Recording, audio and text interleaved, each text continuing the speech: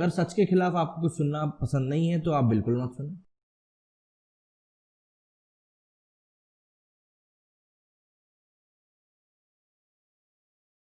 जय हिंद दोस्तों। सबसे पहले तो बहुत बहुत शुक्रिया मेरे वीडियोस को पसंद करने के लिए। कई लोगों को ये चीज़ें पसंद नहीं आ रही जो मैं आजकल डाल रहा हूँ। वैसे भी सच सबसे हजम नहीं होता है जैसा कि मुझको लगता है। खैर ठीक है, जिन लोगों से हजम हो रहा है वो लोग मेरे साथ हैं, बिल्कुल साथ में कदम से कदम मिला के चल रहे हैं। बहुत अच्छा लग रहा है, बहुत मज़ा आ रहा है। बहुत लोगों की बातें हम लोगों ने करी हैं, बहुत सही चल रहा है अभी तक। लेकिन आज सुबह मेरी नज़र एक मैसेज पे आके अटक गई। ये मैसेज हालांकि पुराना था, मैं आपको बता दूं। मेरे पास एक मैसेज आया, उसमें व्हाट्सएप फॉरवर्ड था। अब तो मैंने डिलीट कर दिया भैया, आजकल तो व्हाट्सएप मैसेज रखने पे भी अरेस्ट कर लिया जाता है, तो मैंने कहा सबसे पहले डिलीट करो। तो उस व्हाट्सएप फॉरवर्ड मैसेज में लिखा था कि सब याद रखा जाएगा, इसका हेडिंग था ये। उसके बाद 3 जून को, जो कि निकल चुकी है, उस दिन एक प्रोटेस्ट करने की बात करी गई। अब प्रोटेस्ट किस रिलेटेड था? वो था सीए बिल से रिलेटेड प्रोटेस्ट था। अब ये बात समझ से मेरी परे है कि आखिर जब पूरा देश एक कोरोना नाम की बीमारी से संक्रमित है, पूरे देश में इसको लेकर एक डर फैला हुआ है, पेंडेमिक चल रहा है, उस बीच कोई भी स्टेट गवर्नमेंट इस तरह के प्रोटेस्ट को क्यों अलाउ करेगी? पहली बात ये। लेकिन हो सकता है अगर स्टेट गवर्नमेंट अलाउ ना करे तो उसको लेकर भी एक इशू बना दिया जाए। इसीलिए ऐसे मौके पे, ऐसे नाजुक मौके पे इस चीज़ को कंसिडर किया जा रहा है कि हमको ऐसा प्रोटेस्ट करना चाहिए। ऐसी चीज़ें होती हैं, बात का बतंगड़ ऐसे ही बनाया जाता है। जब चीज़ पॉसिबल ना हो तब आप उस चीज़ को करने की कोशिश करो, फिर जब ना हो तो आप रोने लगो, चिल्लाने लगो, वो बातें कर लगे। पर बात यह है कि ऐसे मौके पे ये चीज़ कहाँ से आई?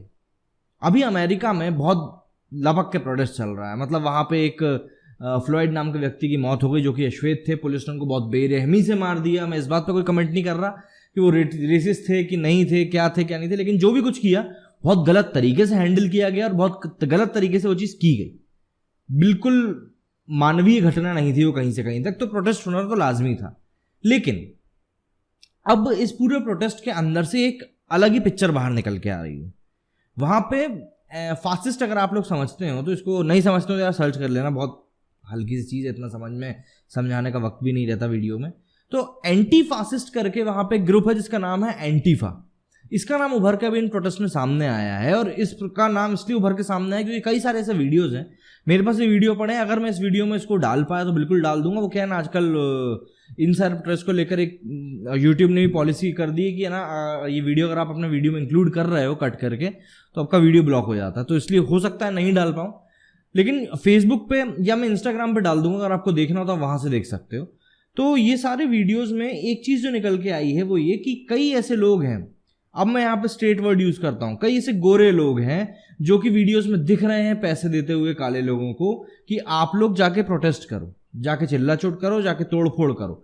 अब यहां से आप इस बात का अंदाजा लगा सकते हैं कि ये लोग क्या कर रहे हैं। ये लोग पीछे रह गए, खुद पिक्चर में पीछे रह के इन लोगों को आगे धक्का दे रहे हैं और बोल रहे हैं करो। और उसके बाद जो वीडियो बाहर आने शुरू हुए हैं भाई साहब लूटपाट के, मतलब मैं आपको क्या बता दूं। आप इन वीडियोस को जब आप देखेंगे इंस्टाग्राम पेज पे जाके मेरे, इतनी लूटें हुई हैं। मतलब ऐसा नहीं कि इन लोगों ने गोरे लोगों की दुकानें लूटी हैं या इधर उधर की कास्ट टाइप का कुछ चल रहा है, नहीं। इनको जो मिला, अमीर गरीब सबकी दुकानों में घुस के लूट करी है। अरे कई तो वहां पे जो भिखारी लोग होते हैं, होमलेस पीपल जो होते हैं, उनके गद्दों को तक जलाने वाले वीडियो सामने आए हैं।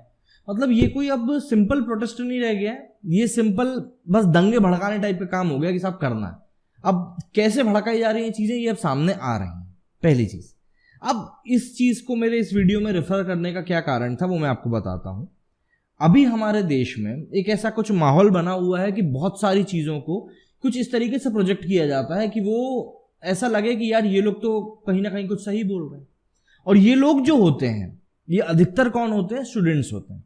अब आप इस तरह की पूरी जो बातें हैं जरा उनको समझने की कोशिश करिए कि अभी एक मुद्दा फिर से उठाया गया कि repression of voices against CA, इसको लेकर भी एक मुद्दा बनाया गया कि भाई साहब आपने सीए के खिलाफ जो बातें उठी हैं, जो लोग आए हैं, आपने उनको पॉलिटिकल प्रिजनर बना के जेल में बंद कर दिया है। ठीक है, अब एक नाम आपको मैं याद दिलाता हूं, यासीन मलिक।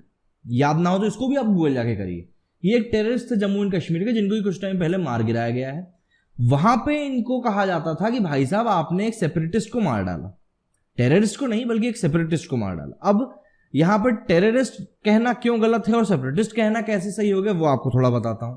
सेपरेटिस्ट कहने से क्या होता है, एक पॉलिटिकल एंगल आ जाता है कि भाई साहब ये इंसान जो है ये पॉलिटिकल फ्रीडम चाहता था और कुछ नहीं। अगर हम टेररिस्ट कहेंगे तो क्या आ जाएगा कि यार ये तो टेरराइज कर रहा था, लोगों को मार रहा था। तो एक इमेज को सुधारने वाला काम है। अब ऐसा ही जब यहाँ पे हम कह रहे हैं रिप्रेशन की बात कर रहे हैं एंटी-सीए बिल के अगेंस्ट में, तो आप जो जिन लोगों को पॉलिटिकल प्रिजनर कह रहे हो भाई साहब, वो एक तरह से क्रिमिनल है। शाहीन बाग में आपने कहा आप पीसफुल प्रोटेस्ट कर रहे हो, फिर वहां से कैसी कैसी तस्वीरें सामने आई कि इंडिया की जो चिकन नेक है उसको काट दिया जाए, असम को अलग कर दिया जाए। मतलब ये वीडियो ऐसा नहीं कि मैं आपको हवा में बता रहा हूँ, ये सारी चीजें तथ्य मौजूद हैं, लोगों को पकड़ाया जा चुका है ना।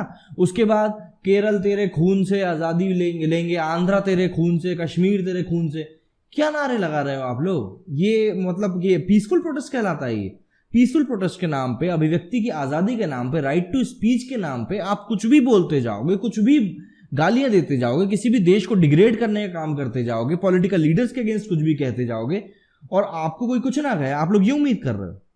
देखिए ऐसा बिल्कुल नहीं होता है। और इस खेप में अभी सबसे लेटेस्ट नाम जोड़ा है विनोद दुआ का। विनोद दुआ एक बहुत ही पुराने और बड़े पत्रकार हैं। आजकल HW न्यूज नेटवर्क, जो कि एक यूट्यूब पे न्यूज चैनल है, उसके लिए अपनी पत्रकारिता कर रहे हैं। किन्हीं कारणों के कारण इन्होंने आजकल टीवी पे आना बंद कर दिया है। और ऑब्वियसली ये उसी एक खेमे के हैं जो ये कहता है कि साहब एक गोदी मीडिया नाम की जो चीज है वो सिर्फ मोदी जी के नाम पे चलती है और कुछ नहीं करती। तो इनके खिलाफ हो गई है FIR कि आप जो है दंगे भड़काने की कोशिश कर रहे हैं, कम्युनिटी में द्वेष फैलाने की कोशिश कर रहे हैं और जो भारत का जो भी पीसफुल माहौल है उसको बिगाड़ने की कोशिश कर रहे हैं। इन बातों को लेकर इनके अगेंस्ट एक FIR दर्ज की जा चुकी है बीजेपी के किसी नेता जी के कारण। ठीक है, चलिए ये बात भी मान ली। लेकिन जब मैंने वो वीडियो जाके देखा तो उस वीडियो में भाई साहब क्या कहते हैं, अब वो वीडियो भी अगर मैं यहाँ पे डाल पाया तो बिल्कुल डाल दूंगा, और नहीं डाल पाया तो आप प्लीज जाके इंस्टाग्राम पे चेक करिएगा, वहां मैं जरूर पोस्ट करूंगा वीडियोस अपने। क्या यूट्यूब पे आजकल बहुत पंगे चल रहे हैं भैया, जरा से में कुछ का कुछ कर दे रहे हैं ये लोग। तो इन्होंने उस वीडियो में ये कहा है, ज्योतिरादित्य सिंधिया के बारे में बात करनी थी उस वीडियो में। ये कहते हैं कि अमेरिका में जो भी कुछ हुआ उसके कारण वहां के लोगों ने दिखाया है कि उनके बीच में कितनी सहानुभूति है, किस तरीके के वहां के प्रोटेस्ट लोग करने के लिए लोग सामने आए। वहां पे जो हो रही है हिंसा उसके बारे में इन्होंने बाकायदा कोई बात नहीं करी, जैसा कि होता है हमारे यहाँ भी।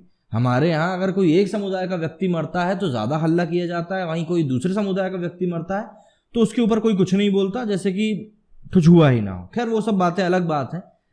जो भी किसी समुदाय के खिलाफ कुछ करता है वो चीज मैं गलत ही मानता हूं। लेकिन अगर आप यहाँ पे कुछ बोल रहे हो तो आप एक कलेक्टिव मेजर लेके बोलो। वहां पे किस तरह का प्रोटेस्ट चल रहा है कि आपने उसके बारे में बात करी?